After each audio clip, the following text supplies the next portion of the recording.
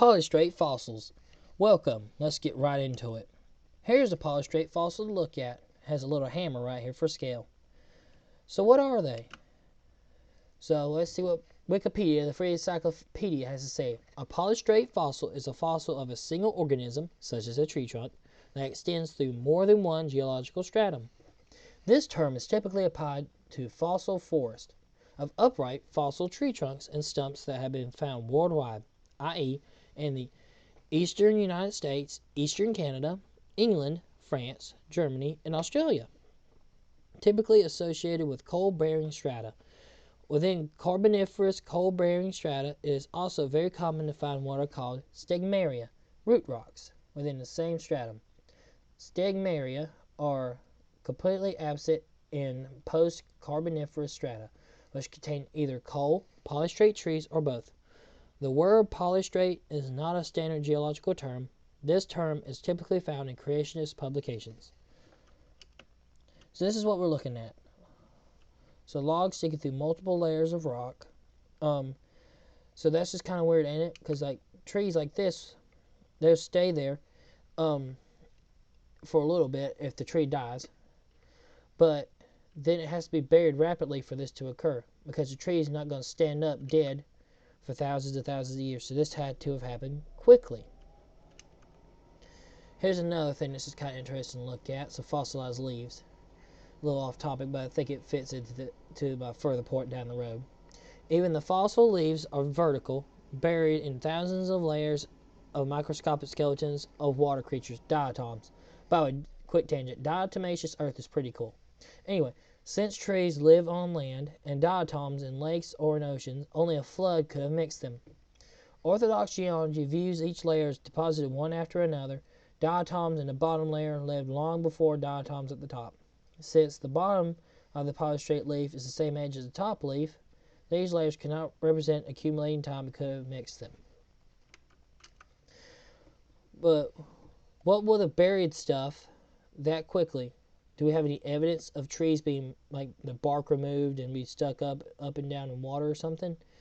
Well, we kind of do. This is a thing called Mount St. Helens. On March 27th, 1980, Mount St. Helens in Skamania, Skamania, Skamania County, Washington, United States, started to explode. At 8:32 a.m. on May 18th, 1980, it blew its top. It was horrible. It was very big explosion. This is some of the aftermath. See all those little sticks? Those are trees. It gave us an example of a catastrophe that removed the bark off of trees and it scattered them all in the lake. See, trees sinking in an upright position in a spirit lake following the Mount St. Helens eruption. See, they're going up and down. So we have fossil evidence of stuff like this in the actual destruction event that took place at Mount St. Helens, showing this is similar to the fossilized trees that we find all over the world. And it's just kind of weird. That must have meant there was a global catastrophe as far as the eastern United States to Germany, at least, if not farther. And we see all this horrible evidence that came from Mount St. Helens. It was like a small, more contained version of what happened on that mass extinction. And we find fossils everywhere, different types of stuff in the sea, stuff on the land. You gotta admit, fossilization of an octopus is supposed to happen quickly, because the octopus doesn't have any hard parts. They're all squishy. So that had to be fossilized very rapidly. Trees, not so much, but still, they look kind of cool. So what kind of terrible catastrophe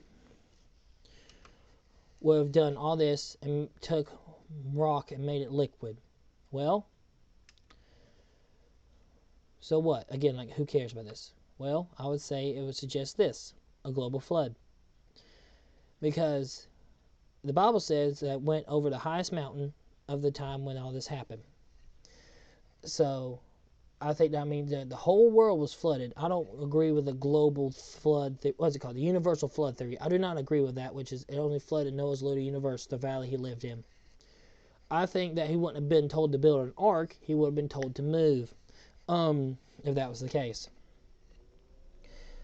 But yeah, so the trees being found when they had to have been fossilized pretty rapidly, I think it's kind of evidence of a global flood. Plus, they're found all over the earth, and so many other creatures are found flooded over. Because he took 2 of some and 7 of others, and it's just like there's still a whole bunch of animals that got drowned in the flood, and the remains were turned into fossils. But hey, just keep calm. It's just my opinion. I hope you enjoyed it. I hope I made my point. God bless you, and have a wonderful day.